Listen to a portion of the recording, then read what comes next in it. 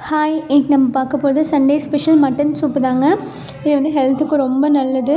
இது எப்படி செய்யுதுன்னு பார்க்கலாம் வாங்க. இதுக்கு வந்து இஞ்சி, பூண்டு, சின்ன வெங்காயம், கருவேப்பிலை, மஞ்சள் தூள், சீரகம், மிளகு, அப்புறம் சால்ட்டு இதெல்லாம் எடுத்துக்கோங்க. எடுத்துகிட்டு நல்லா கிரைண்ட் பண்ணிக்கோங்க. நல்லா கிரைண்ட் பண்ணி பேஸ்ட் ஆனதுக்கப்புறம் இதுக்கு 1/2 kg நான் மட்டன் எடுத்திருக்கேன்.